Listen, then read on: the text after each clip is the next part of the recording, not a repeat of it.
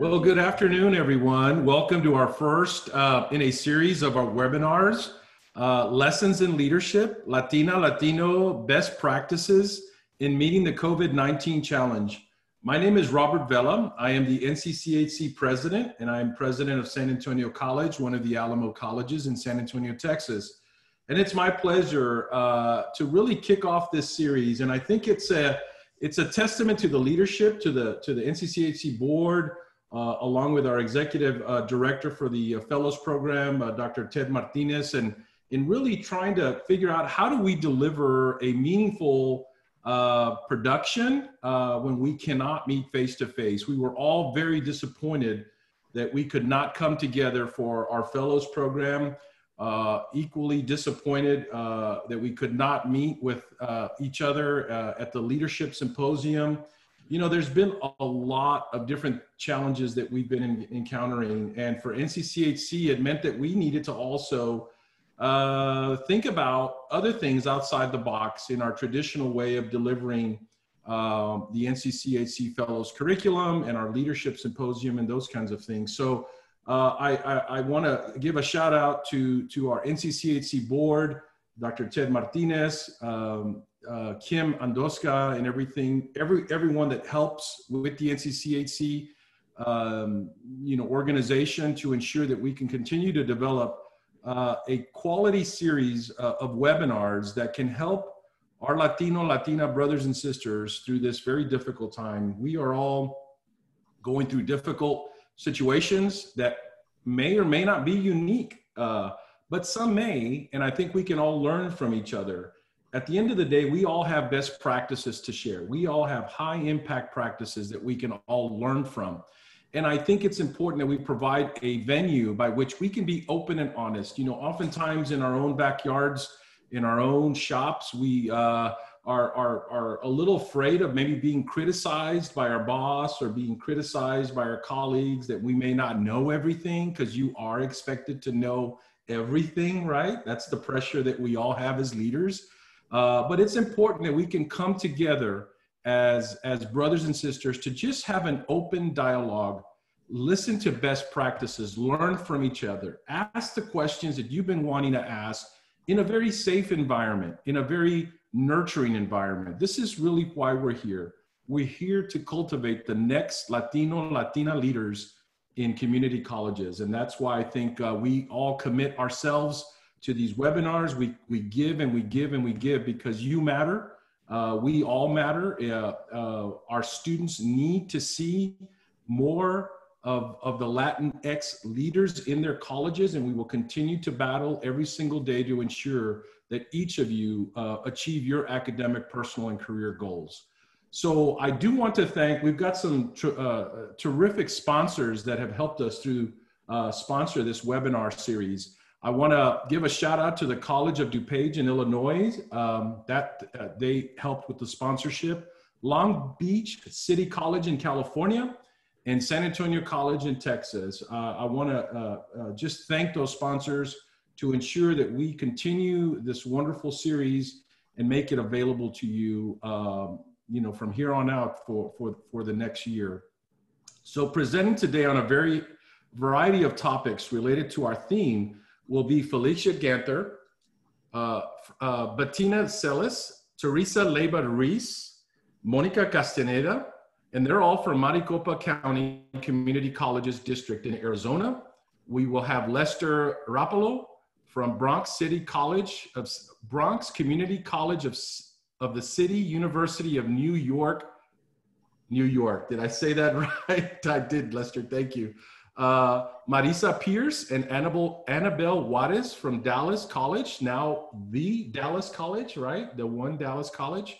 And Lysandra de Jesus and Daniel Alvarado from College of Southern Nevada in Nevada. Directly following the final presentation, we will have a brief Q&A and networking session and welcome you all to stay on the line for a bit should you wish to participate. I will now turn it over to our first group of presenters from sunny Arizona.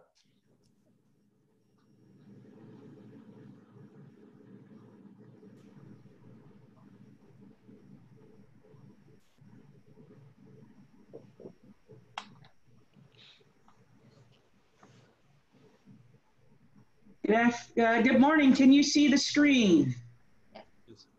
Yes. All right, wonderful.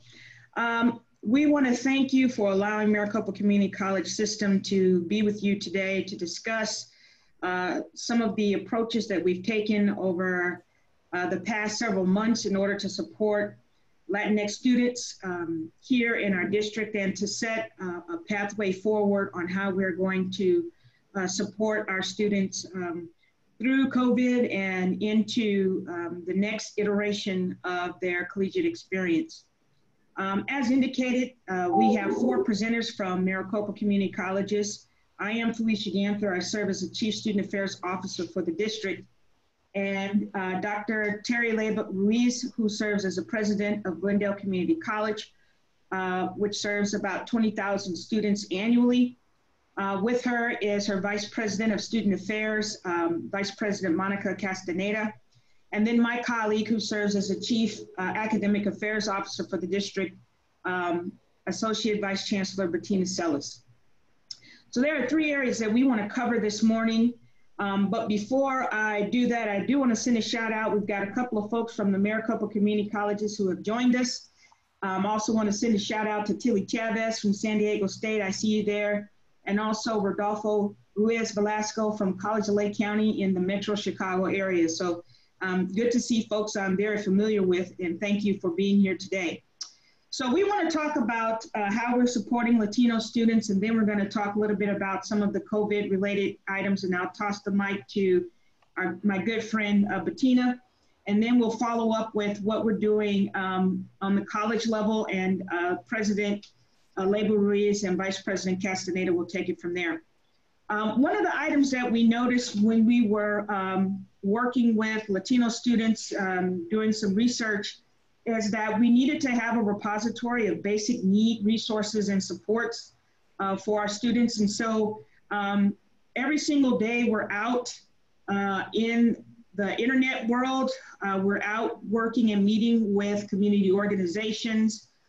We are working with our state government and our local entities to ensure that we understand what are the services that are offered out in the community that we could help our students to stabilize their home life, to deal with issues around rent, food insecurity, childcare.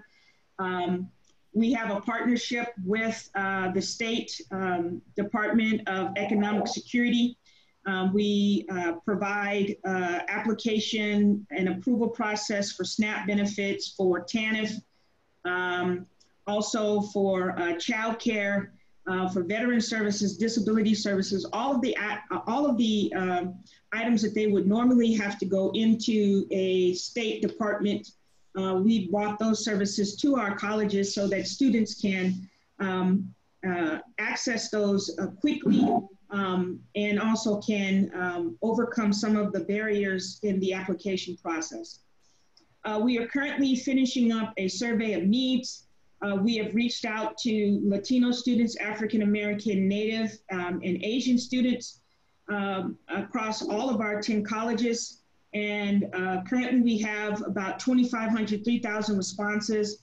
And it's asking them very specific questions about what can we do to support them? What are the services? When do they want the services? How do they want to receive the services? How can we help them as it relates to items around COVID and safety, around social justice and equity and inclusion? And we are going to create and craft not only district-wide programs, but also college-specific programs and culturally specific programs. The other thing is that we have a proactive student outreach. We have a program called Excel that is sponsored in part by Helios Foundation. We currently have it at 3 of our colleges. However, we have expanded the work of this program to 3 other colleges, so 6 colleges are experiencing some of these activities. It is a program that's intended for Latino students and to support them. One of the items that has been extremely important is, 1, making sure that we have peer mentors who are supporting our Excel students. 2, ensuring that we have a parent education process, which is one of the components we've spread to the other 3 colleges. And that's important because we have found that for our Latino students, the parents not understanding what it takes to be in college, what are the tools and resources that they need, things like ensuring that they have a space to study, ensuring that they get to class on time, those types of things that they would not ordinarily know has been very important in our parent education sessions. The other thing is ensuring that they have the necessary tools. So we do an assessment with each of the students to find out what they need. We work with College Success Arizona, and they provide coaches which identify if the student needs any types of tools for their courses. We found that calculators were a very important thing, and the students didn't have the appropriate calculators for the math courses. So we purchased those to ensure that they have, can be successful in their classes. The final thing that we've done is to make sure that we have this information on the internet, and that we have a go-to group. So we have 4 individuals at the district office that if any college knows that they can't really support that student, that they refer the student to us, and that we connect them with a proper support services that they need on their college campus or in the community. And we have found that has been extremely beneficial to our students, particularly our Latino students.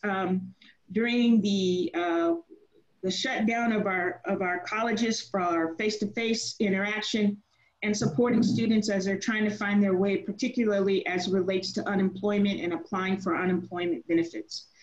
So at this point, I want to turn it over to Bettina. Bettina is going to talk a little bit about what we've been doing for system level efforts. Thank you, Felicia. Good morning, everyone. First of all, I wanted to say that I am a proud fellow, class of 2012. When I joined the Fellows Program, I was an associate director here at the Maricopa Community Colleges, and for the past 2 years, I've had the pleasure of serving as the interim associate vice chancellor for academic affairs, and I directly attribute that to the growth that I have had through the program through NCCHC, as well as the mentorship of many of our strong colleagues throughout the Maricopa district. So I just wanted to put a plug in there for NCCHC. I think it's just done a phenomenal job for me personally. So here at Maricopa, just a quick overview. We have been in fully remote operations since spring break. So the week of the second week in March, when students left for spring break, we went fully to remote operations, and we remain in some very large proportion of remote services. And I think my colleagues from Glendale will speak a little bit about opening up, but our semester starts on Saturday, and we're right around 18% in-person classes. For an institution our size, that's just something we've never done before. So as we looked from a systemic level about what we might be able to do to serve our students, at a system level, there were 3 large efforts that we put in place this summer. One of them was our CARES funding. We received as a district $23 million in total that were directed for students. Overall, it was closer to $50 million that we received. 23 million of those were intended to be direct to students. 21 million as part of CARES, and then 1.9 million additional for our HSI institutions. We did do a systems approach at distributing the money. We collaborated with our vice president and presidential colleagues across the district to come up with a mixed method that we use to distribute the aid. We distributed awards to students using either direct distribution based on Pell and financial aid need, or through a needs-based application that kind of weighted different types of need to be able to give larger award amounts. So between $400 and $1,000, $1,400 per institution. For our population, that ended up being 46% of our applicants. So 21,000 students received CARES money to date from Maricopa, and of those, 46% of them were Latino students. So we feel as though the methods and the populations that they served were very on point for the needs that we had. In addition, our governing board approved 2 additional opportunities. One of them, which has been named the Maricopa Opportunity Grant, is a last dollar grant scholarship. $13.5 million was allocated by our board to be able to give grants to all students based on Pell eligibility. So we are in the process right now of awarding to all of our students. We hope that that money will be in their hands by November 1st when we start awarding and releasing our aid for the fall semester. It's a significant amount of money, and we hope that it can fill some of the gaps for things like books and hotspots and laptops and some of the things that my colleagues will speak about from Glendale. And then the last thing is our tuition discount. So like many institutions, we hope to incentivize students by reducing the amount of tuition. So we did a 2-tiered tuition discount program. One of them is flat rate tuition above 12 credits. So to incentivize persistence and acceleration towards degree completion, students pay a flat rate at full time. If you're a resident, a Maricopa County resident, you'll pay the flat rate tuition. A larger discount is for our students who do not currently have residency, who will receive a discount at the resident rate for up to 6 credits. So that's been a very large discount. It's only been in place about 2 weeks, and we've already administered almost $6 million in discounts to students. Of that population, about 39% of our students. So we've awarded almost $19,000 in tuition discounts. We anticipate that number to kind of spike up over the next week and a half as we go into our drop add period, and then to see it probably level out a little bit as we move into our late start classes. But 39% of those were Latino students who were able to take advantage of our tuition discounts. I think that in all of these cases, we were really looking for ways to help make these uncertain times easier for students to remain in college, and to help them through kind of what these next few months hold. I think in March, we didn't anticipate that in August we'd still be here. I think everyone was thinking summer will come and things will taper off, and I think we're adjusting to a new normal. So with that, I will hand it over to my colleagues from Glendale, Dr. Leyba-Ruiz and Vice President Castañeda. Hello, good morning, everybody. At least it's morning still in Arizona. I'm Terry Leyba-Ruiz, and I proudly serve as the 8th president of Glendale Community College, and also proudly as a fellow of NCCHC from the class of 2010. And I think back on that time, I was a department chair for math, science, and engineering at South Mountain Community College, one of the 10 colleges in our Maricopa system.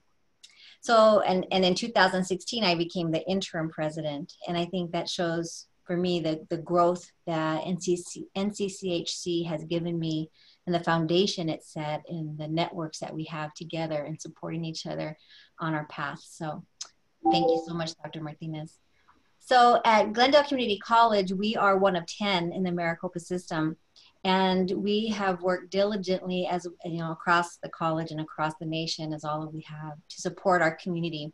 And we started with some community food distributions, and so partnering with St. Mary's Food Bank.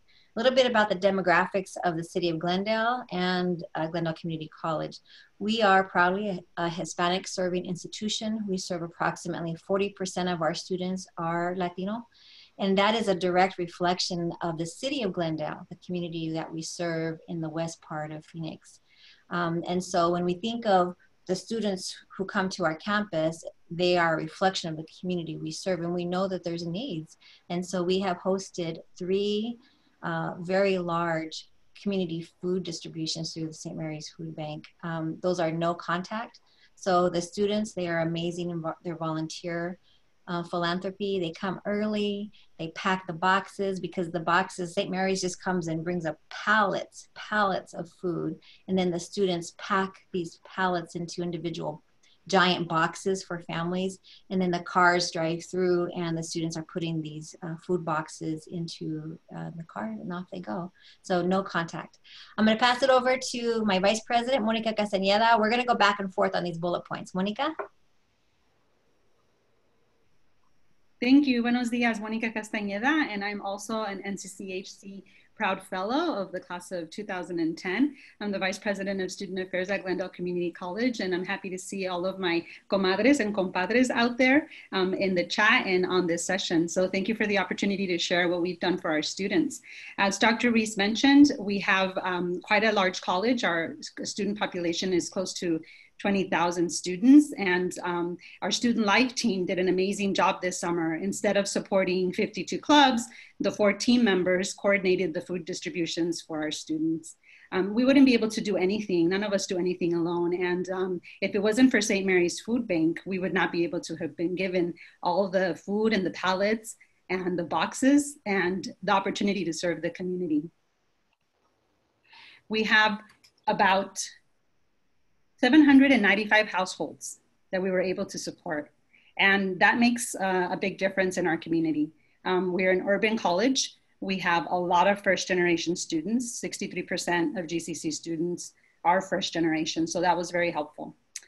We also had some grant support from Fry's Food and Drug Stores. We were presented with a check of $25,000. So in order for us to staff our food pantry and give granola bars and mac and cheese cups, which are the favorites to our students, we have to be able to support our food pantry at about $2,000 a month in order to keep it stocked.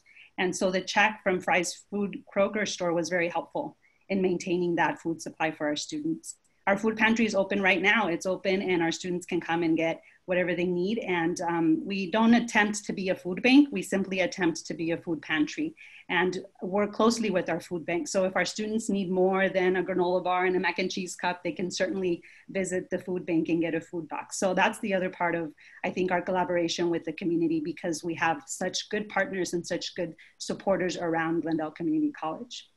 We also were fortunate to have, and I believe that Dr. Ganther mentioned a little bit about our Excel program. So our Excel program serves the mostly first generation Latino students, and they have peer mentors. And as part of our Excel program, our commitment to supporting our Latino students at Glendale also comes with a commitment to have a good partnership with Helios. And Helios understood the need of basic needs for our students. And so in the summertime, around the end of May, we were connected and the team was able to distribute 3 separate awards. The Helios and College Success Arizona were able to help us distribute more funding to our students that specifically met basic needs. We were offered $600 for 38 students, so we awarded $16,000 the first distribution. The second distribution, they provided us with another $11,000, and we were able to spend $400 to pay for 28 students that identify as Latinx or Native American students. And this is to help them enroll for summer classes, because what we also found when students were trying to enroll for the summer and for the fall is that, as many of you know, they have student debts or they have calculator debts or book debts. And so we use some of the money from Helios to be able to clear some of the debts and then pay for some of their tuition so that they could attend in the summer. We wanted to keep them in the momentum of being in school and being in college. And so the help from Helios was very supportive. And then the third distribution was $300 that we offered students for a total of 17 club members and 33 athletes. We have 18 sports at Glendale Community College. And as you know, many of the athletic teams participation in sports has been postponed to the spring semester. And we have a lot of students and athletes, you know, that live to a studio apartment, and we understand the needs that they have. And we were very deliberate in using some of the money we had from Helios to support the athletes and keep them in Glendale, keep them in Phoenix, and keep them enrolled. So we were able to help a total of 99 students from the Helios funding, and we were awarded a total amount from College Success Arizona of $45,000, and that is in addition to the grant support that we receive already for our Excel program. So those are some of the things that we've done for our community, and just really repurposing our teams, repurposing our advisors, because the coaches, for example, are not going to be coaching in the fall. We're trained to become program advisors, and right now they're busy at home remotely advising our students. So we're very happy and fortunate to have such a wonderful team at Glendale that is very student-centered and very student-committed. So I'll turn it back over to Dr. Reese so she can share more about our equity opportunity assessment with Achieving the Dream, and talk about our COVID testing that we also hosted this summer at Glendale. So, you know, as we think of, we all were worried and scared about the pandemic. We were approached by our partner, the City of Glendale, and Equality Health, and asked us, because we're a very large campus and we have a very large parking lots, if we would agree to being a host, to host testing on a Saturday. And we absolutely agreed as an opportunity for us to serve our community and to partner with the City of Glendale and the council members and Equality Health and an amazing promoter, Arvisu Promotions, to come in, and they set up. They had 6 lanes of testing and 6 lanes of registration, and it was very smooth. There was no backups. People had to register first. And at most places you have to be 18 years or older, but this testing was for children as well, which was a big relief to the community. And so we were able to really support our community twice over the summer. So that was wonderful. Unless you think that, you know, Monica said that our food pantry is open, we are still in remote learning and remote work environments, but we are slowly opening up. And so Bettina said approximately, I think 17% of the classes across the district are face-to-face. At GCC, only about 7% of our classes will be face-to-face. There are some more that are hybrid, so there will be some students, but we are starting to open up our services, which is wonderful, very safe. Masks are required across the district in Arizona, and 6 feet of social distancing. We have plexiglass all over the place to keep everybody safe and healthy. But we are slowly welcoming our students back on, and so it's wonderful to have the food pantry open so that if there's a need, we are there to help meet that need. I think, like many of us across the nation, we are all reckoning with this, not only in this pandemic, but racial and social inequities. And we at GCC are looking very closely internally at ourselves and looking at our data and understanding where the gaps are, where the inequities are, and what's our responsibility to help close those gaps and erase some of these inequalities that exist. And so we have made the decision. We are not an Achieving the Dream school, but I would love us to become one. But we can use an out-of-network contract. And so we have just engaged in this contract with ATD, and they will be doing for us an equity opportunity assessment. It's about a 6-week program. They will help us look at our data from the different resources we already have, SESI and SENSE and Noel Levitz. They will help us look at teaching and learning in the classroom. What are some of the practices that we have? They will help us look at some strategies that maybe we can tweak just a little, because as a district, we can't change policies. So it's always about what can we control within our sphere of control here at GCC to better serve our students. And so it's going to look at teaching and learning, student support services, and then holistically as a college, what are some of the barriers that we have erected, you know, not intentionally, that are having an impact on our students? We know what the data is. We know we are losing approximately 60% of our first-time new to college students within 3 years. And we know that the majority of those students are our male, well, actually our female students as well. There are students of color. We know this, and so it's a responsibility to make a difference. And we are excited to engage in that work. It kicks off in September and goes to the end of October. So thank you for allowing us to present what we're doing at GCC and part of the Maricopa Community College System.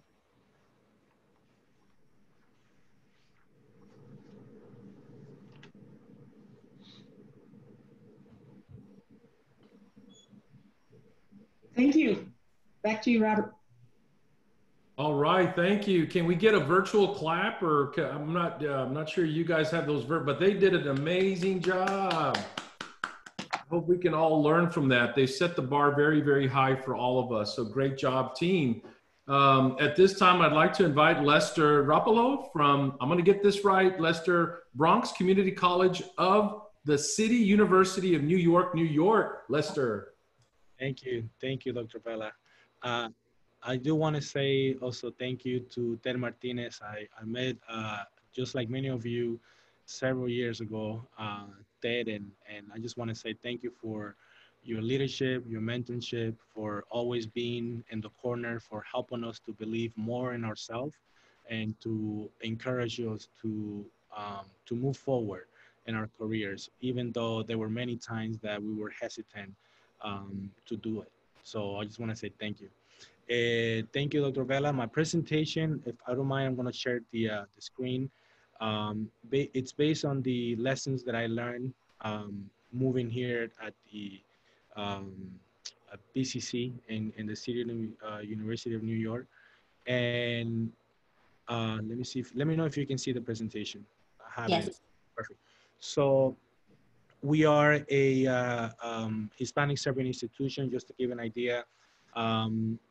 BCC is part of the CUNY consortium, which is comprised more than, we have close to 26 colleges and universities, and BCC is in the Bronx. The Bronx, for, I'm sure you know this, is the third poorest in the nation. So that just gives you a lens of the needs and the student demographic that we serve. We are 61% Latino X, 30% African American, and the rest is divided between Caucasians and Asians and so forth.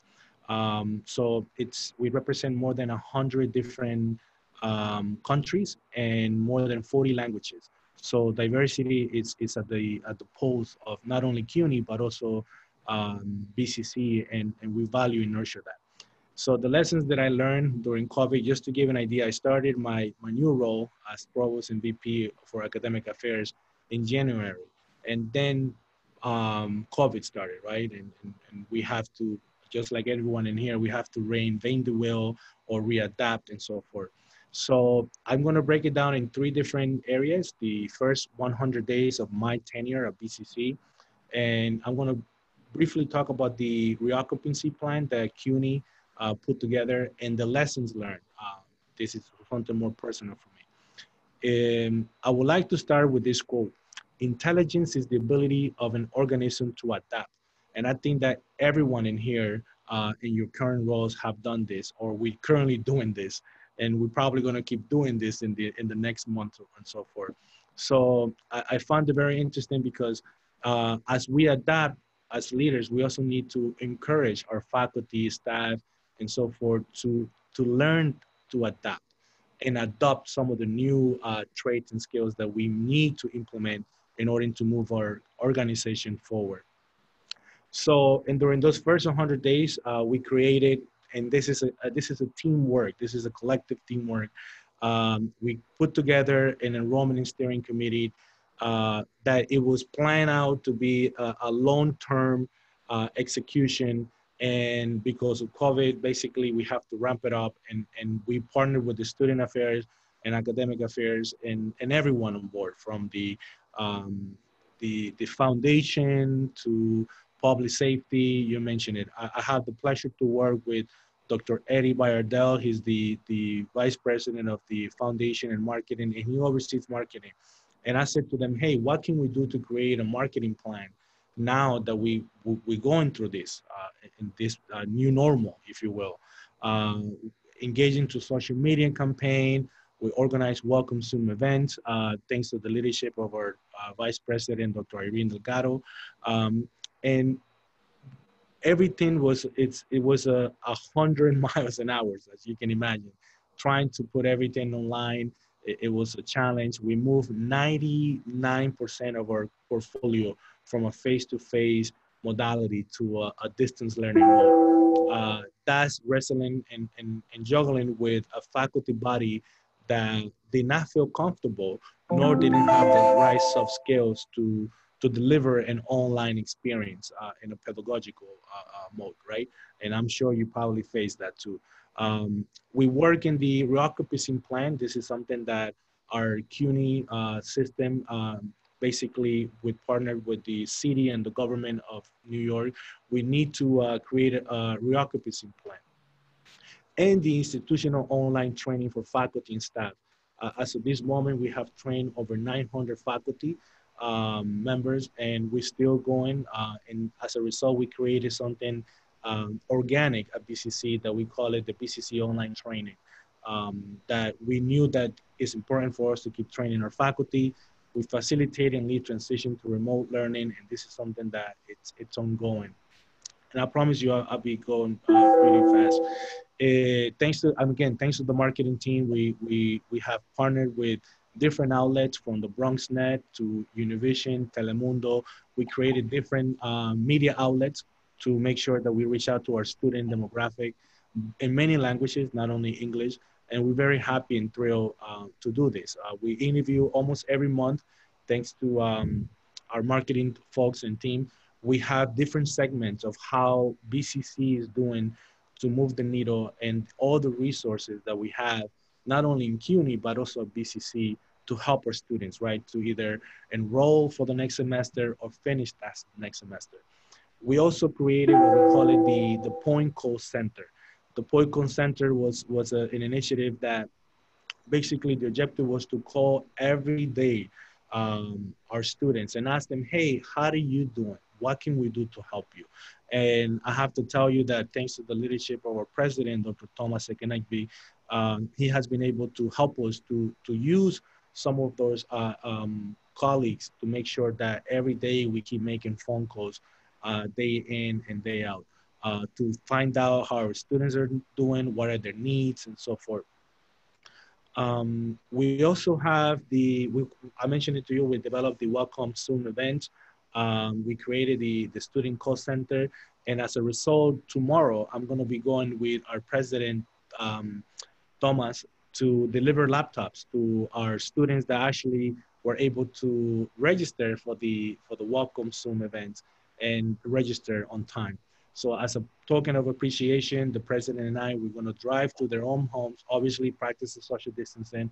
We're going to give them BCC swags. We're going to give them a laptop that were secured by the general donors that we have in New York and our elected officials. So I'm very happy and thrilled to say that. Again, this is a testament of the leadership of our VP, Dr. Eddie Bayardell and his team, that we were able to secure these laptops and devices, and obviously our chancellor fellow.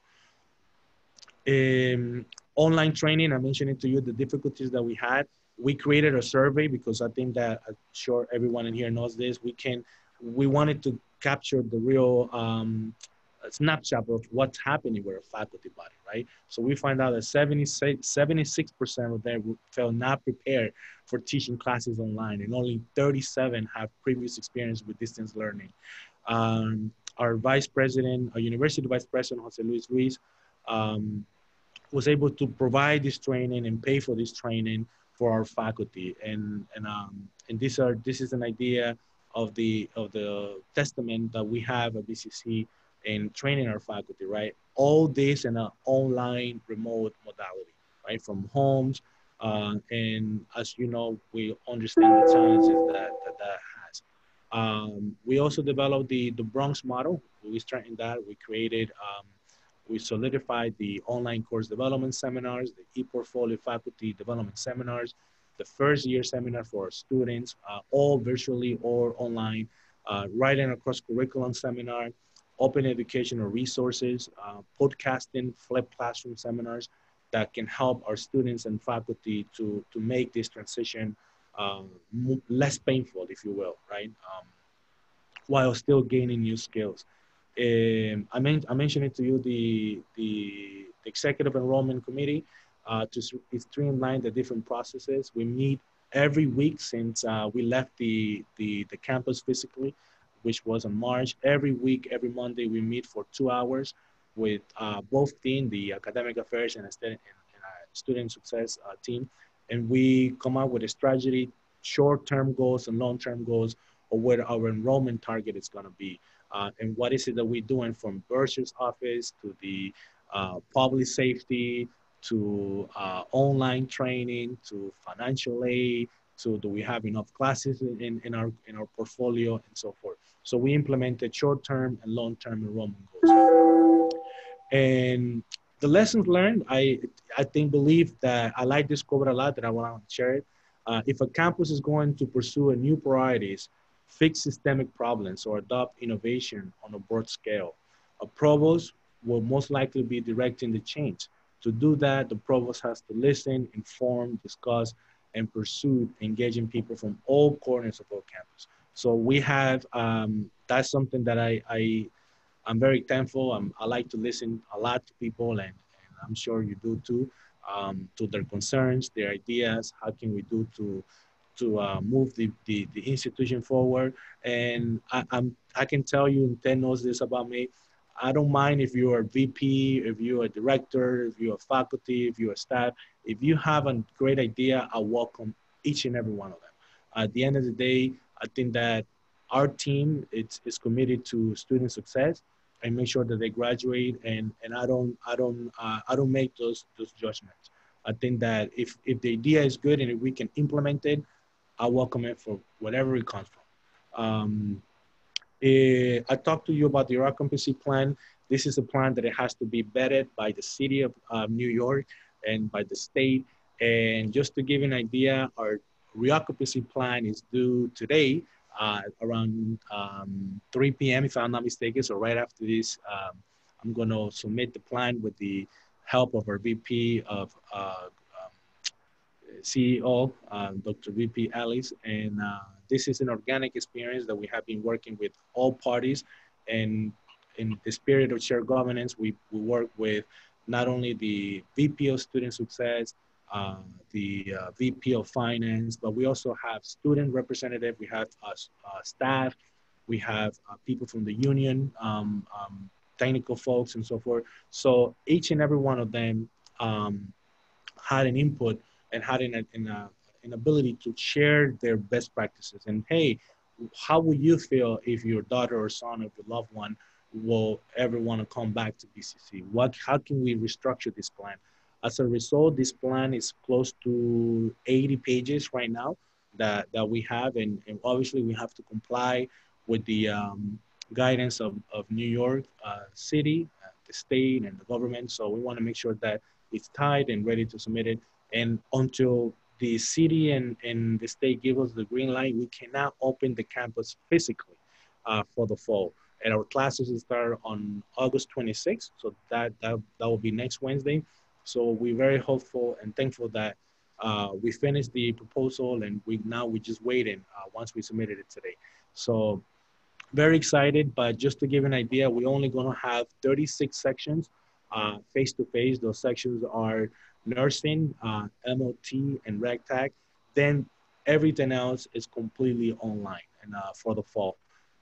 We have not received any directive regarding the spring semester, but for the fall, everything is going to be in a distance learning modality. So what do we learn from this new challenge, right? This new normal, as our President Ted Martinez and our President Ted Vela mentioned it. The new perspective, right? Institutional mission, strategic planning, fundraising strategy, enrollment management, financial models, instructional modalities, student services. And so all this is in the mix right now. And if you will, we're trying to grasp and what can we do to move any institution further, right? In your case, is your institution the one that you love and care, and your people and your folks. So the new challenges need for immediate change, filled with resources as a result. And I'm sure that you guys are facing the same situation. In CUNY, our finance, they don't look strong. We lost a lot of money in the city. I believe the city budget is the deficit is close to more than $5 billion. So that's a lot of money for New York City. Just yesterday, the mayor mentioned that there's a possibility to let go more than 22,000 city employees.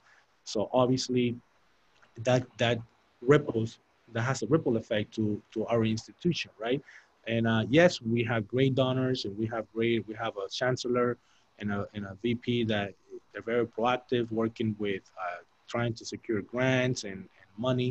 But it's a very hard transition that not only BCC and CUNY is facing. I'm sure that every higher education system in the nation is going through right now. A higher level of scrutiny, higher level of accountability. So question to ponder in a post-COVID world, right? What might be the new normal look like for your institution? How will our enrollment be impacted? Ted Martinez mentioned it, you know, hey, are we going to be 15-50? Are we going to go back to a 60-40 model on a face-to-face and hybrid or online? How do we rebuild our student pipeline? I can tell you that in the Northeast, the enrollment has declined. I have colleagues and friends in all the areas, and the enrollment has decreased, but not to the extent to where we face it right now. And that has an implication. You're talking about merges in New Jersey. There's some colleges that are merging. Or, you know, as president, what do you do when you have 3 different campuses, right? There's a very tough decisions to make. How might our student services model evolve? Dr. Vela mentioned it, you know, hey, how can HR work with us if we have to do a student outreach from not regular hours, right? From 9 p.m. to 10 p.m. or 11 p.m. or 2 a.m. So that whole structure and vision has to shift for sure. How will how will the way we engage students and parents change? And how can virtual and on-ground learning modalities work in concert? So these are questions that I think that are great questions for us to ponder and possibly find some great solutions. So lessons learned, in my humble opinion, being here at BCC and CUNY, remain calm. It's challenging. It has been a very tough year for me. When we have to make decisions of letting go your personnel, and people are literally freaking out because they know that they could potentially be let go because of the budget of enrollment. And how do you remain calm? Obviously, how to be a good listener. You know, this is something that you need to listen. At least for me, it has worked a lot. Learn how to balance the budget while acknowledging the sensitivities of making budget cuts, right? And how that impacts people's lives and their overall campus community and how people feel, not only towards you, toward administration, towards the mission and vision of your institution. How do you build trust after you have let go more than 100-something folks from your workforce? You know, how to be flexible, how to be patient, stay connected with students virtually, including through BCC call center, something that I take very to the heart. Provide support services for students, faculty, and staff, and know that leaders' actions are often amplified in the midst of others. So be kind, be caring, and set the example. This is my presentation. I hope that you enjoyed it, and I'm open to any further discussions. Thank you. Right. Let's give it up for Dr. Rapalo. Did a great job, great presentation. Let's get some virtual claps going. Great. I don't think anyone that is a fellow, I'm a 2008 fellow, that has been a college president or in your capacity, Dr. Rapalo, as a provost, to say that we've had our first 100 days like that. That's a tough 100 days for anybody. So congratulations, you're still looking very young, so I'll give you that. Let's see how long that lasts, but you're looking good, and I appreciate that wonderful presentation. Next up is Marisa Pierce and Annabelle Juarez from Dallas College in Dallas, Texas. Hey, thank you, Dr. Vela.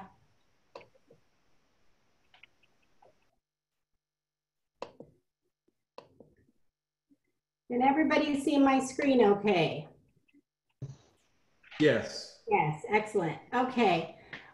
Well, good afternoon, I think. Yes, good afternoon, at least from Dallas, Texas. My name is Marisa Pierce, and I am a proud 2017 NCCHC Fellow. It's nice to be on the call today. Thank you for extending the invitation. It's good to see my colleagues across the states and joining you all this morning. I'm also joined by my co-fellow, our co-fellow, Ms. Annabelle Juarez. Annabelle, are you on the line? I am here, Annabelle Romero Juarez, and I work for Dallas College at the North Lake campus as the Dean of Enrollment Management and Student Services. And I am a fellow for class of 2017. And Dr. Martinez was very intuitively partnered Marisa and I. And since that time in San Diego, we've been attached at the hip, Dr. Martinez. So you kind of saw something there. So I'm grateful, thankful, as always. Just so much respect for what you have done for Latinos in higher ed. And so very happy to be here. Thank you, Annabelle, appreciate it. And yes, just to echo those sentiments, I currently serve as the Vice President of Student Services at North Lake campus. And I'm gonna say this, like I say to everybody, in the most upbeat and proactive way. I blame Annabelle for all of the reasons why I'm here. And those are we'll get to that story later. So today we're going to share with you our story, our narrative, if you will. It is really about what our journey has been in terms of becoming one college. So effectively so, our title is Becoming One College During Extraordinary Times. So Annabelle and I will split the responsibility of sharing with you what it's been like in this last year in terms of our journey.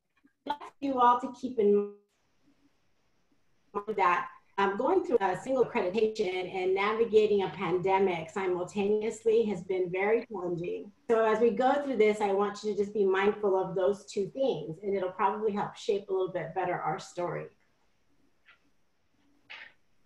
So, as I mentioned, ours is a story of a couple of things: having a balance in terms of individuals, having a growth mindset, and more importantly, being very resilient. Our resiliency is driven by leadership, it's driven by trust, it's driven by knowing our why, it's driven by our drive, and certainly driven by our grit. For us, as all of you on the line know what it's like to be in a typically a single accreditation. For us, it has not been a single accreditation. Many of you might know that we're a Dallas County Community College prior to July 1st. That means that of our 7 colleges, we're separately accredited up until this summer. So what we've had to do is take a real good look at ourselves and self-assess and determine that in order to move to becoming one college, these were the primary reasons why we made this decision. You take a look, in becoming one college, we knew that we would graduate more students on time at a reduced cost, reduce the time to degree, certainly increase college access, and streamline the holistic student experience. Before I'm sharing with you the most recent demographics for Dallas College. You note that at least to date right now, we are serving approximately 62,000 students. Please keep in mind that as of this point in time last year, we were at 84,000 students. Everybody knows that we have been subject to a significant decline in enrollment. As it is, that was happening before we went through this experience. It certainly is happening more right now. Also, this slide shows to you that we are an HSI serving at least 30,000 Hispanic families and students throughout the Metroplex. As I mentioned earlier, this has been quite the year. If you take a look at this timeline, what it shares with you is exactly 1 year ago today, our board moved to approve the transition to one college. In the fall, what we did as a collective is we conducted World Cafes. Those of you who have been through Achieving the Dream or any type of program that conducts World Cafes know that that's a gathering of minds and a gathering of information, promoting inclusivity so there's a voice being heard at the table. We've also consulted with Boston Consulting Group in terms of shaping this one college idea and moving it forward.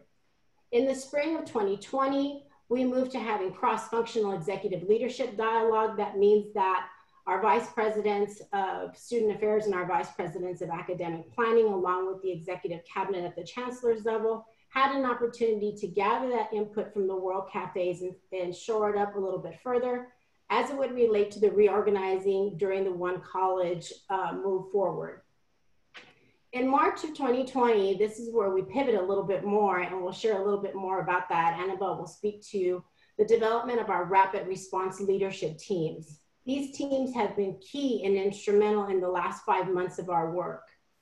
But all along, keep in mind that the One College idea was moving forward. It never slowed down for a minute.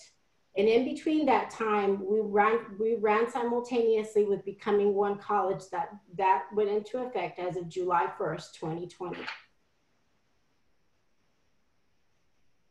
Okay, so ironically, in March, I think our prospectus was due to SAC-COC. And so from that point forward, it was a waiting game. And, you know, interestingly enough, COVID-19 really accelerated those conversations about a unified college, because we really had to address systemic issues. When you have a district that serves, you know, almost 80,000 students, geographically, Dallas County is really big. You know, from one campus to another, it can be an hour and a half before you can, you know, cross the county to get from one college to the other. And so this rapid response leadership team called for leadership across the district, cross-functional, academic, student affairs, workforce, HR, marketing, really captured and focused on different categories, right? So student success, student support services, employee care and remote working, scenario assessment, operational continuity, and communication. You know, same as many of you, you know, we were in spring break when these decisions were being made. And so you're talking everything from physical deployments of desktops and equipment so that we can situate our staffs to be ready to work remotely. In a week's time, trying to get prepared for students to return from spring break and making really decisions, you know, on a 24, 48 hour lead time. I think you all know that from one day to the next, things would change, and giving directives and charges. And so, again, the objectives for the rapid response was really to assess student needs, physical and emotional, to provide supports and resources across the board, develop and implement responses across campuses, programs, and leveraging faculty and staff, and really kind of integrating those employer connections and marketing and communication strategies. Go ahead, Dr. Pierce. And so, again, it's a massive undertaking to bring people across the district to start having these conversations. And so these groups remained relatively small, but you had, it was a series of daily meetings, I would say from March, at least through April, because again, things were changing so quickly. I think it might've been May when we kind of started staggering, like maybe every other day meetings, but it was really important to meet. The core team for the chancellor met on a daily basis.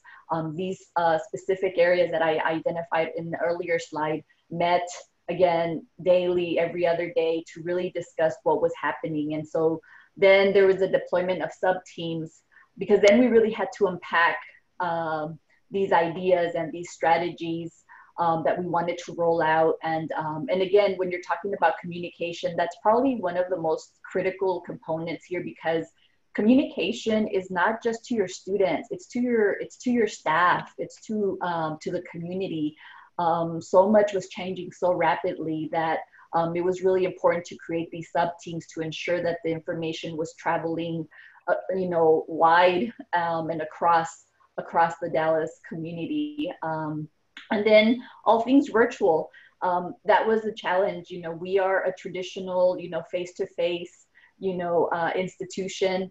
And so everything from even just getting computers to our staff, you know, headsets, you know, cameras, that was definitely something that we had to contend with. We had to adapt all our enrollment processes, really looking at how we supported other functional areas at the institution. And so those were just some basic logistics to consider. I really want to focus on the outcomes though, because again, in a matter of You know, I think one of our first meetings was March 27th, and through the end of the term, we really did accomplish some pretty remarkable outcomes, considering some of the limitations and challenges that we were all facing, that I'm sure many of you had to face yourselves. But in terms of student needs assessment, one of the first things that we accomplished was a wellness check calling campaign. And so we made sure that everybody had laptops and headsets, really to start calling students. 66,000 calls completed over a 3-week period. And the College Foundation redirected $1 million in emergency aid to those students in most need during that time. The other thing that was created was a virtual resource center. And so this was a, we had to look at our 7 campuses. We had 7 websites. And so really try to centralize and create one source for students to be able to get everything that they needed. And so this is kind of what Marisa identified as, you know, we were addressing COVID through this rapid response, but right alongside concurrently was talking about these issues about one college. And so that's kind of why I said at the very beginning that, you know, ironically, COVID-19 literally just thrust us into the one college, like, you know, rip the Band-Aid. We're one college. How do we start doing things as one college? It's the best thing for our students. And so this website was literally created in a matter of weeks. You're talking updating content, working with marketing, making sure that that all the correct information was posted on here. Dr. Pierce, can you go back to the other side? I think I missed some of the outcomes. So yeah, so the virtual resource center, again, comprehensive landing page, and this was launched by April 6th. So again, it was a matter of 3-4 weeks before this website went live. Again, communications, extensive text, email, and calling campaigns. And another really important piece to this was the employer connections, understanding that many of the chambers across Dallas County were really coming to us saying, you know, we know people are losing jobs, but we also know that there's companies that are still hiring. And so it was being able to not just connect our students, but even some of our own staffs, right? You know, part-time staff, full-time staff that maybe didn't have the appropriate technology at home to work remotely. And so those were some things that we really had to think about. And so the employer connections was a critical outcome that I think that we did well.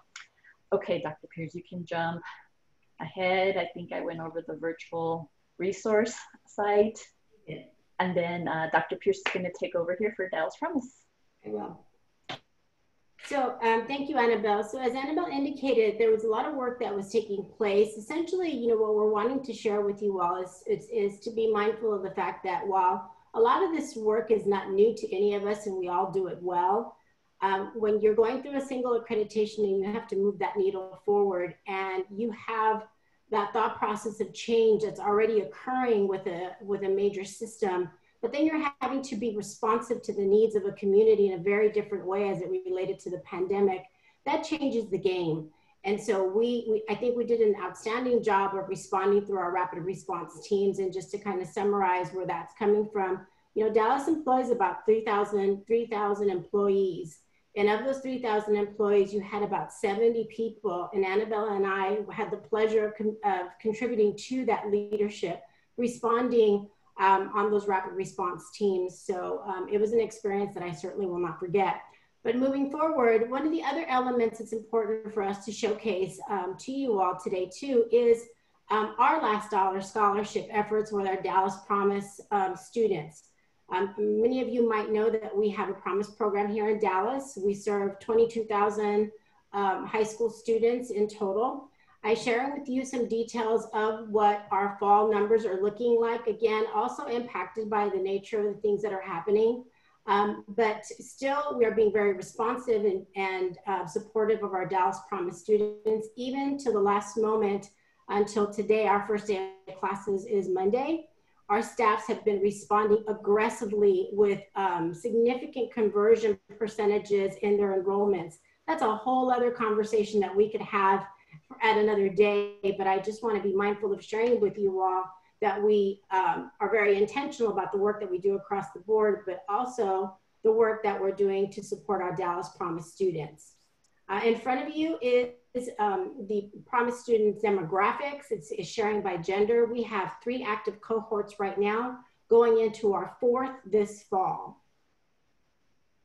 In addition, also sharing with you all to be mindful of, just like we mentioned earlier, our Dallas Promise students demographics also are reflective of a high percentage of Hispanic students throughout the course of, throughout our Metroplex. This is a perfect example of some of the work that is taking place as we speak right now, and has been, the tempo has been picked up significantly in the last 30 days.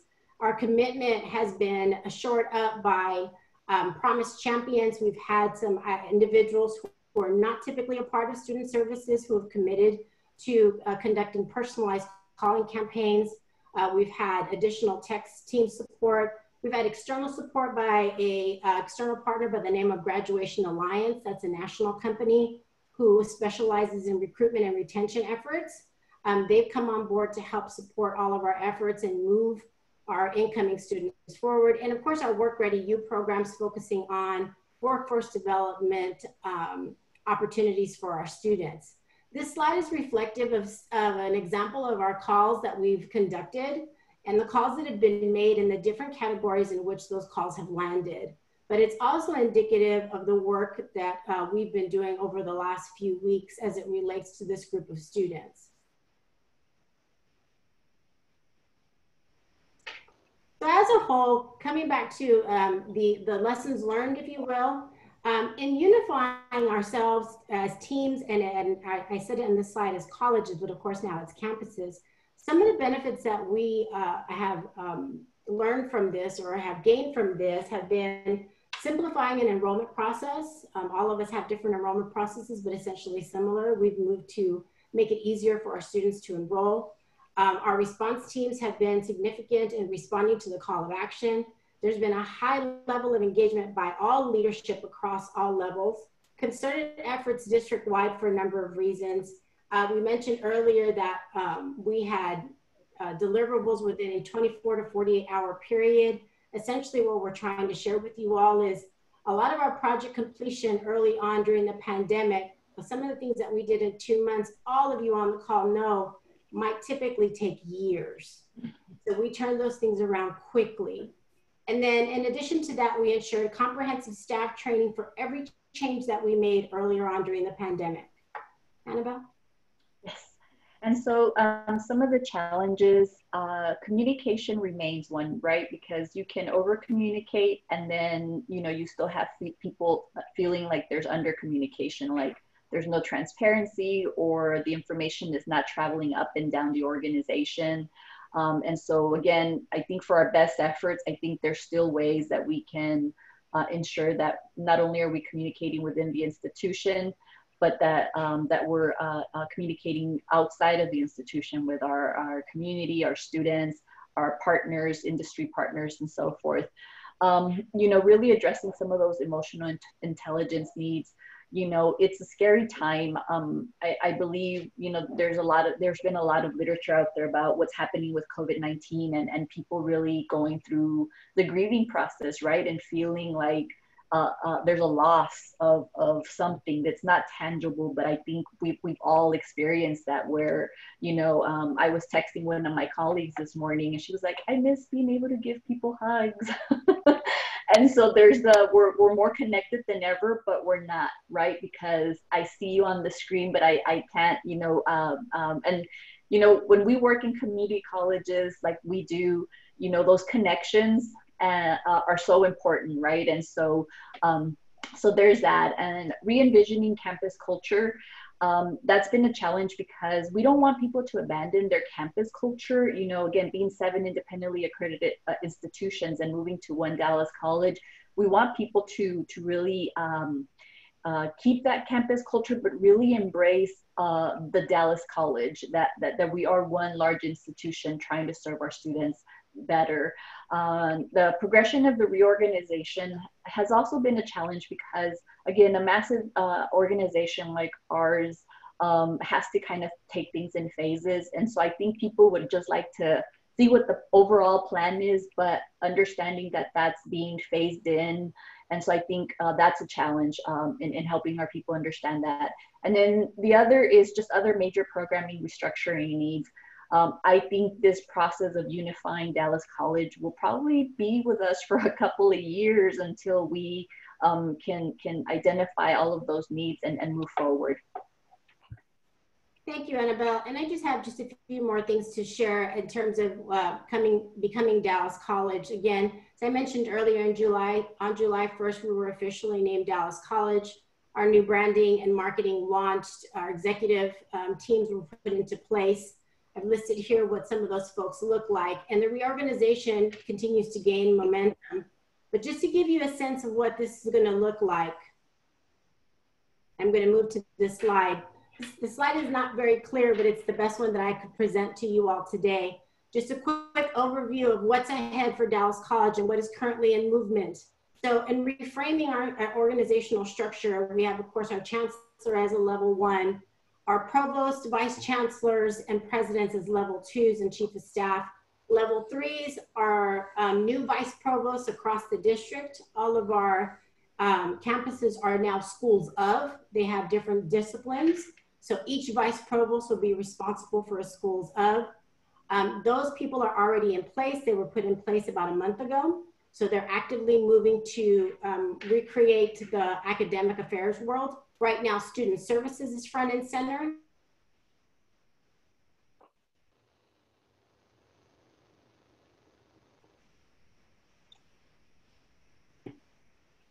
I think she froze, so let me go ahead and pick up. Are you good, Dr. Pierce? You froze when you were talking about student success. You good? I'm good. Can you hear me okay? Can you hear me okay? Okay. Yes. All right. So we're actively focused on student services right now. And that is the work that is being, that is the leadership that is being actively sought at this moment. So this is a better picture of what the breakdown is, focusing on academic affairs and student services. Again, this gives you a sense of where we're moving forward to and what the focal point is. And for me, in summary, from an executive leadership standpoint, this is a very daunting time. It's a very challenging time, but we are going to continue to move forward with resiliency, with a growth mindset, and with all of the support that we can, understanding that the future for Dallas College is going to be very exciting, but at the same time, change is coming. Thank you all. All right, thank you both. Let's give it up for Dr. Pierce and Annabelle. Appreciate it. Yeah, round of applause. Thank you all very much. I can't imagine trying to cultivate and drive a new COVID-19 pandemic while going from 7 colleges to 1 college. So I'm telling you, these leaders that you've heard present are really shaping the next wave of what it is that we will see community colleges look like. So we are running a little bit behind, but I think we want to continue the journey. If you guys will stay with us, because we've got one more presentation and we'll open it up for Q&A, but these have been some powerhouse type of presentations and that will truly transform community colleges. So at this time, let me introduce Dr. Lysandra de Jesus and Daniel Alvarado from College of Southern Nevada in Nevada. Thank you and good morning to everyone. It is morning here on the West Coast. Please let me know if you are able to see my screen in a moment here. Yes. Is it visible? Yes, thank you very much. So it has been an honor to be here this morning with all of you.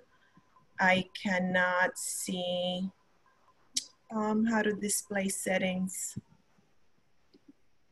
We'll go with this and we'll take questions later. Just go to your display settings and switch it down.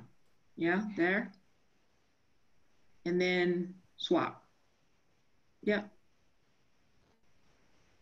Is that better? There you go. Thank you so very much. So me and Danielle are very excited to be here this morning with you on behalf of the College of Southern Nevada and the Division of Student Affairs. I am a 2011 fellow. I am so grateful to the NCCHC family, especially Dr. Martinez. It goes without saying, I echo the sentiments. Your mentorship and your advice and your suggestions have worked for me. I'm also very grateful to my mentor, Maria Vallejo, and she is currently enjoying retirement in Florida, but we also stay in touch. So thank you very much to the entire board and all of you fellows who pick up the phone call and answer my emails when the call of duty rings. Thank you. The Division of Student Affairs at the College of Southern Nevada, our mission is to provide services and programs that promote student access, progress, and completion. And our everyday world revolves around evidence-based decision-making. So all of our units are empowered to collect data, to tell the stories, and to promote ideas that will harvest and produce solutions for our students. The College of Southern Nevada, I have to fix my view here. The College of Southern Nevada is one college with 3 campuses. We have one president, and that is Dr. Federico Zaragoza, who started with us about 2 years ago from Texas. So thank you for sharing him with us. Our Vice President of Student Affairs is Juanita L. Crisanto, and she leads our efforts and is very supportive of our efforts. I want to share with you that when I started and completed my 2011 fellowship, I was a Dean of Admissions and Enrollment at a single campus institution, a very small institution. And through the years, I have been able to secure advice and mentorship opportunities. And it is because of the work of NCCHC and friends and family that I am now serving as an Associate Vice President for Student Affairs at a multi-campus institution. So thank you for that, and thank you for your service. I wanted to share the presentation goals. I will describe to you, it's a little different presentation, but it's very fitting that all morning we heard from Maricopa about the partnerships and the system approaches. And it seems that these are multi-campus, presidents at every campus types of settings. And so I come to you this morning from a single centralized system and to share our story post March 18th. March 18th was the opportunity for us to leave campus and to quickly turn student affairs and our student experience into a virtual remote one. I will share with you the lessons learned through the lens of the Testing Center, Disability Support Services, and Counseling Services. And I will reiterate, like we have been speaking all morning, the value of partnerships, internal and external partnerships with our community members. This is a snapshot. We have a Board of Regents in the Nevada System of Higher Education. We have a Chancellor, College President, Dr. Zaragoza, and these are members of his cabinet. So to give you a snapshot, Daniel and I report through this Vice President of Student Affairs. I report to VP Crisanto, and Daniel is one of my fabulous team members, one of the directors that I work with. We have approximately 7 learning centers in addition to the 3 main campuses. We serve about 34,000 credit students and another 15,000 in the non-credit area. We are a Hispanic serving institution. We are also a leader college in achieving the dream. And the journey is purposeful, it is consistent, it is very passionate work, and it's work for me that's passion work, so it's very important. Here, I provide you a demographic breakdown of our students. So as it has been mentioned, and as we know from the mission of the community college, state colleges historically, We are a representation of our communities. This is our Division of Student Affairs mission, and this mission statement is something that we then reflect in every unit plan. Every unit, every department within Student Affairs has a unit action plan with activities and metrics that then support the everyday work and whether we're going to stay steady, tweak, or pivot in another way. So effective March 18th, we received a order from the governor of Nevada to leave our campuses and start working remote telecommuting. So for me, my lessons learned during this particular transition, number one was habit number 3. So for me, Stephen Covey and the other leadership guidelines or books out there are keep me centered, keep me focused, even amidst a perfect storm. So for me, it was important to put things first, put first things first. And for us, that was our student and our consistent student experience. To have a virtual experience that will be very unique across the 3 campuses, and now, as of March 18, virtually. Habit number 1, and being proactive and beginning with the end in mind were lessons that kind of resonated with me. Why? Because our AccuPlacer test by the College Board, we now had an opportunity to proctor that via either Zoom, or WebEx meeting. We had a unique opportunity to get the opportunity to have a chief information officer and a technology team that provided training to our test center team members to be able to provide free proctoring online using an already existing mechanism, WebEx meetings at CSN. So CSN used WebEx meetings. We did not, we prevented the student costs and the fees that would have been incurred if we had gone with the Zoom and that partnership, and we were ecstatic for that. The test of essential academic skills is another function of our testing center, so we worked out a partnership with Proctorio and quickly trained the proctors to also do that. In the middle of the transition to telecommuting, we were in conversation with academic affairs in the math department, and they had just decided to change the instrument for the mathematics placement. They transitioned to Alex PPL, and that particular partnership required Responda's lockdown browser for students. So as you imagine, we were also training staff, informing the student, and making sure that students had the technology, the laptops, in order to do this remotely. If they did not, we then opened labs with social distancing and with following guidelines in order to have students that could not pick up laptops or otherwise didn't have the technology come to a secure lab on campus. Another lesson learned, and talk about being proactive and beginning with the end in mind, we totally had to halt the chemistry challenge exam within the testing center because it needed now new authorship. So what we had been using for years because of copyrights and because it could not go online, it could not be delivered over a computer, a laptop, a stationary, anything. This particular copyright was paper and pencil. So our faculty was very innovative, and they just created a brand new competency exam for students in the chemistry. This is an exam that we use to go from first year chemistry to second year chemistry. So it allowed the students to skip one by demonstrating their competencies. And the academic exams that we were administering, we had administered in person. In the testing center, we had to suspend those, and academic affairs found a solution for that.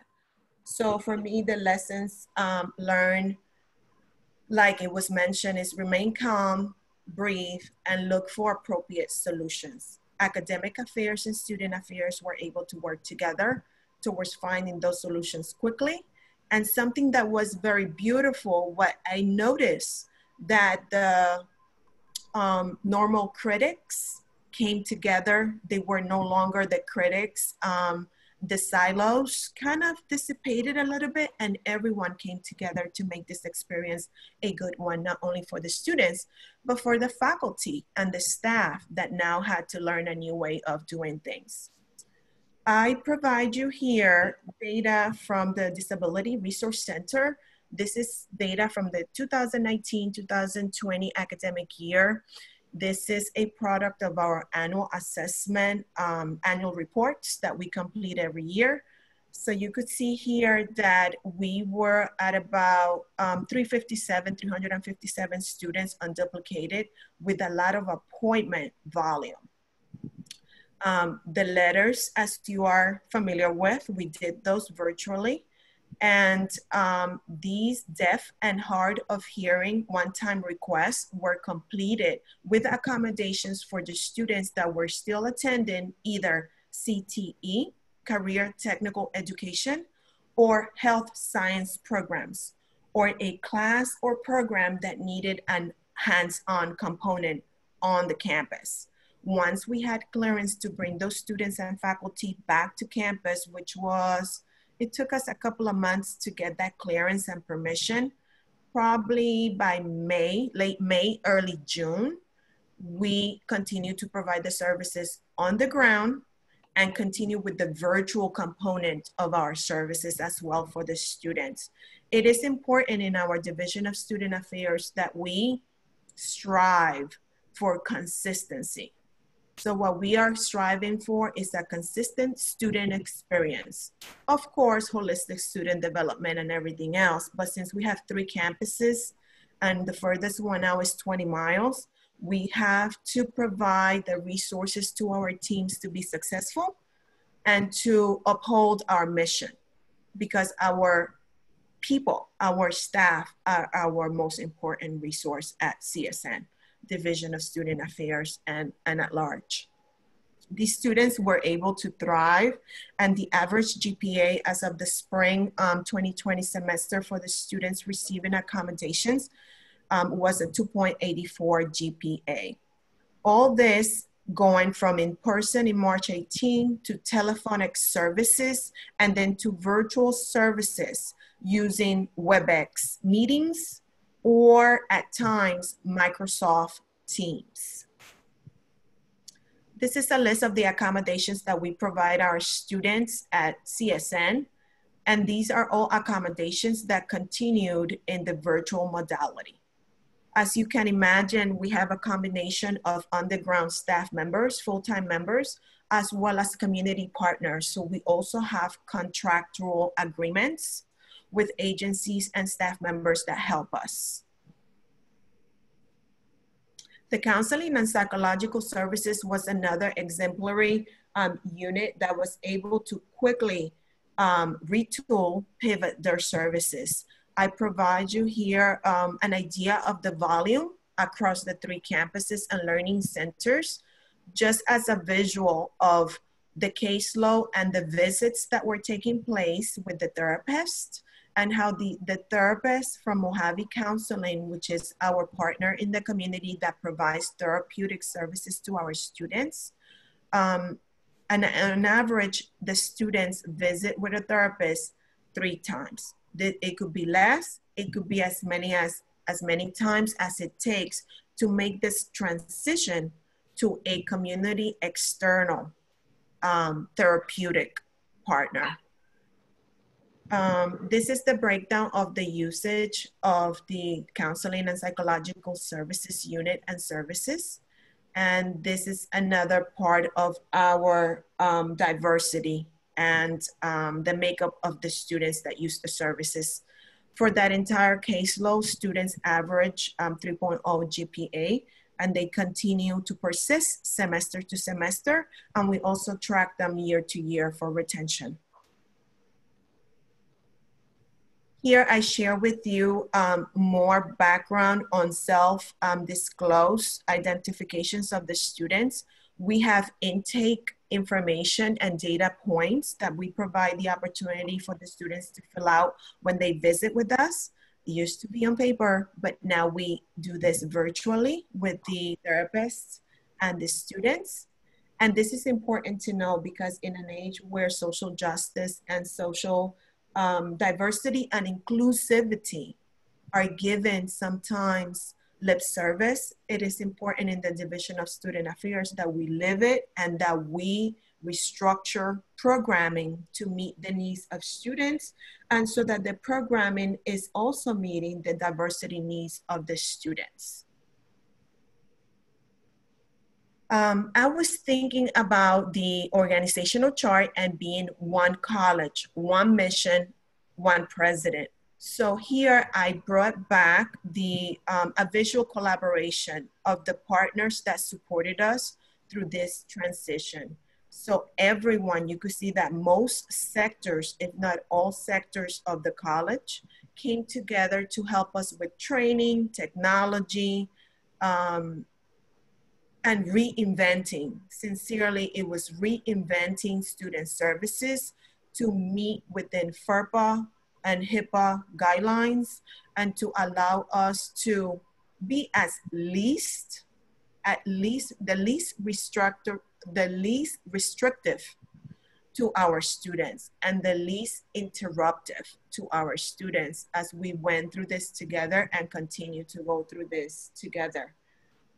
For me, the lessons learned was that being respectful of all people, treating everyone with human respect, something that I had always done throughout my career. And I started in student affairs as an academic advisor. It reaped benefits in the harvest for me, because when I approach any of these teams in conversations, because we needed to retool or redesign something for student affairs, they were right there.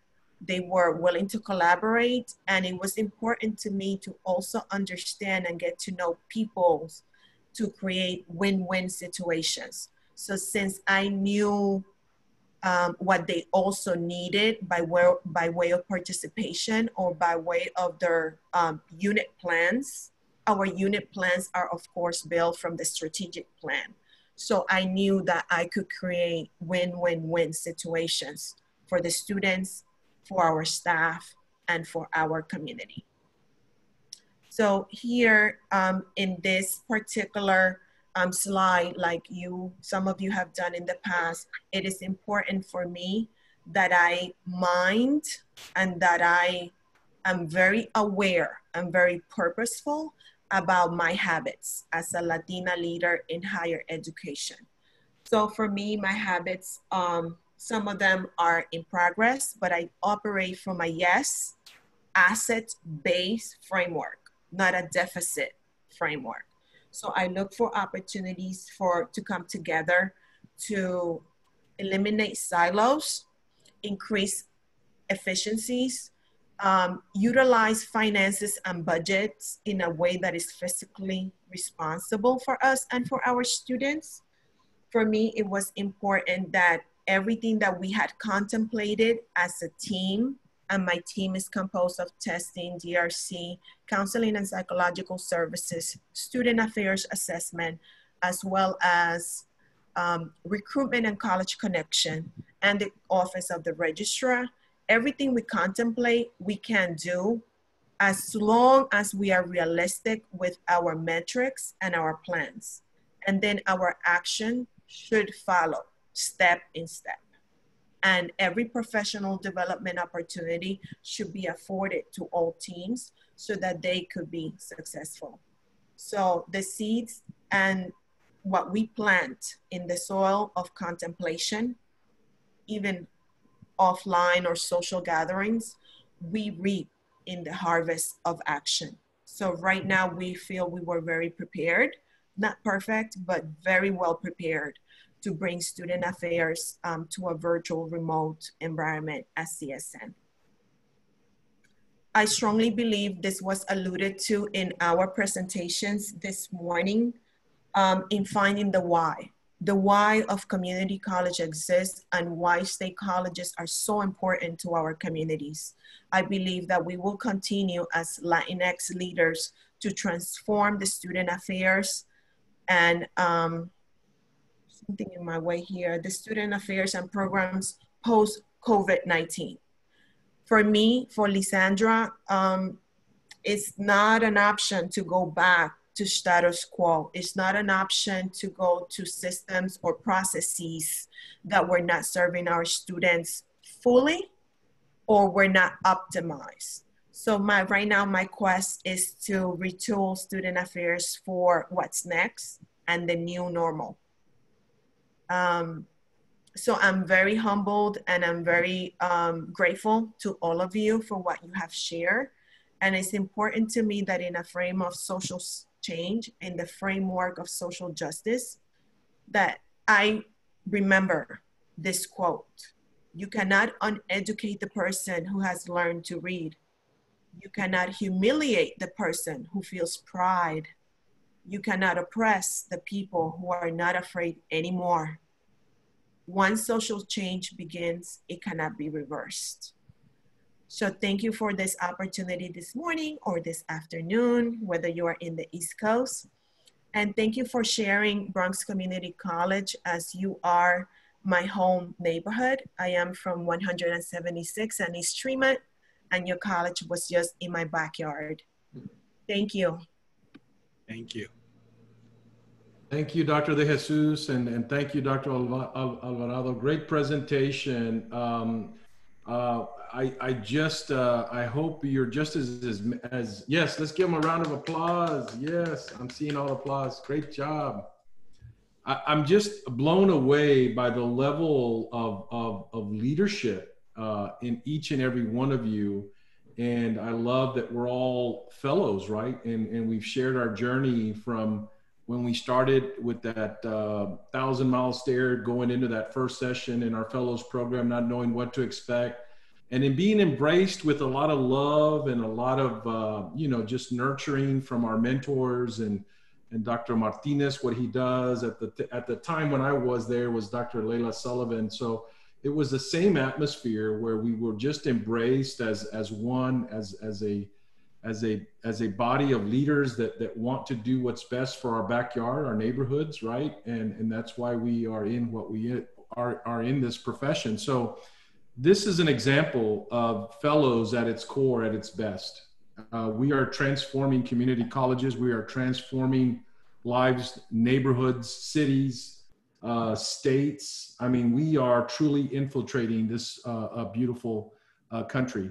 And this is an example of transformative work that we make it, they make it seem like it's like something they do and it's not a big deal. But if you really strip it and look at the nuances that they just presented, it's a lot of work. It's a lot of sleepless nights. It's a lot of worrying. It's a lot of, did I do the right thing here? Did I do the wrong thing here? It's constant and it doesn't stop. But you know what, at the end of the day, when these leaders empty the tank every single day for their colleges and their communities, they're able to sleep well at night because they know they've done everything in their power, in their intellect, and their ability to give that community the best that it can get to ensure that every student has a shot. So thank you to these amazing leaders. You guys are amazing. I know you make Dr. Martinez so proud as our director, executive director for the Fellows Program. As representing the board of NCCHC, you make us all very proud. This is what we want Latino leadership to look like. This is what we want it to represent in this country. And I guarantee you, with that story, you can walk into any system and they will roll out the red carpet for you, because I guarantee you there aren't people doing half the things that y'all are doing at your institutions. And I'm just so proud of each and every one of you.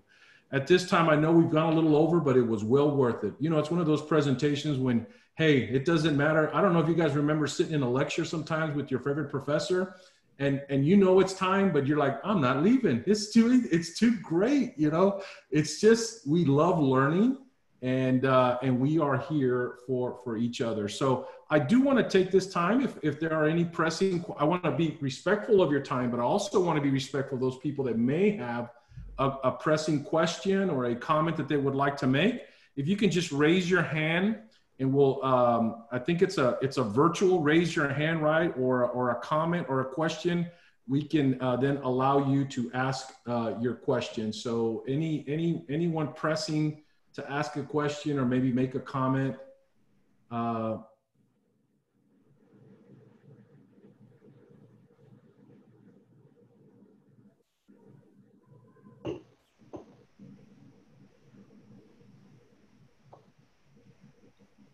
Dr. Martinez, I think, are you wanting to say something?